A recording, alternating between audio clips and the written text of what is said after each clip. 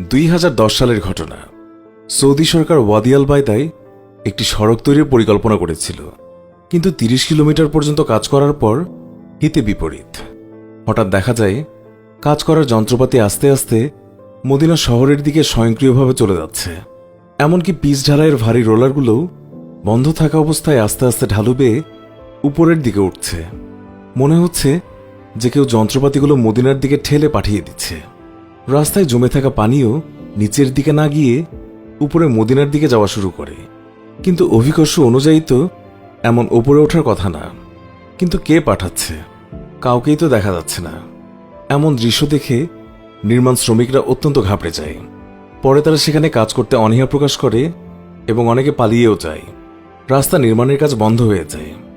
রাস্তার কাজ যেখানে বন্ধ করা হয়েছিল সেখানে চারিদিকে বিশাল বিশাল সব কালো পাহাড়। ওখানে শেষ মাথায় গোল চত্বরের মতো হয়ে আবার সেই রাস্তা দিয়েই মদিনা শহরে আসার ব্যবস্থা করা হয়েছে। ওই সড়কটি 200 কিলোমিটার করার কথা থাকলেও শেষ পর্যন্ত 30 কিলোমিটার করেই কাজ বন্ধ করে দেওয়া হয়। শুধু কি এখানেই শেষ?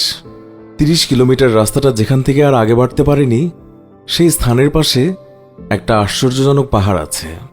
স্থানীয়দের ভাষায় এইসব কাজকর্ম সেই পাহাড়ে থাকা জিনদের, আর পাহাড়টার নাম হচ্ছে জিন পাহাড়। সৌদি আরবের মদিনা শহর থেকে প্রায় 45 কিলোমিটার উত্তর পশ্চিমে ওয়াদি আল বায়দা নামক স্থানে অবস্থিত এই রহস্যে ঘেরা পাহাড়। পৃথিবীর সব জায়গায় আপনার ইচ্ছে মতো সবকিছু চললেও এই একটা মাত্র স্থান যেখানে আপনি যেভাবে চলতে চাইবেন ঠিক তার উল্টোটাই হবে।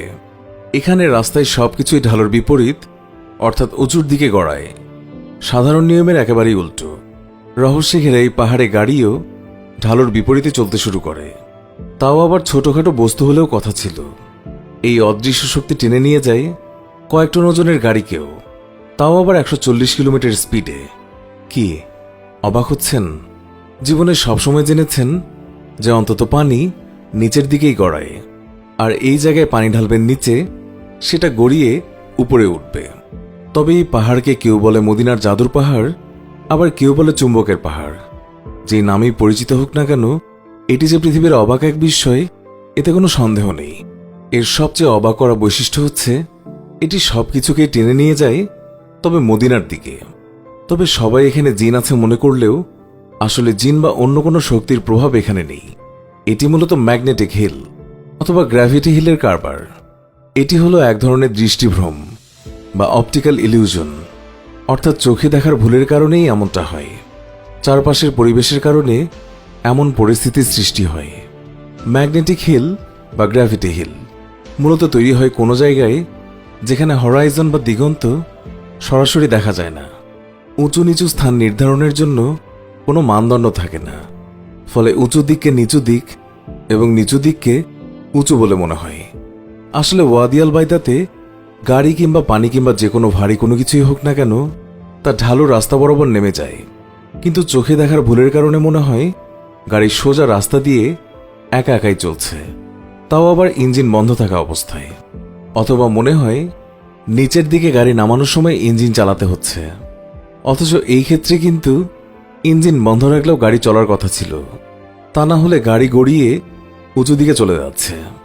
এইসব দেখে মনে হয় অভিকর্ষজ বল উল্টো দিকে কাজ করছে। এখানে অতিপ্রাকৃতিক কিংবা রহস্যময় কোনো কিছুই নেই। আর এটি শুধুমাত্র সৌদি আরবের মদিনাতে ওয়াদি আল জিন বা ভ্যালি অফ জিন শুধুমাত্র একমাত্র স্থান নয়। এইরূপ পৃথিবীতে আরও অনেক স্থানে রয়েছে।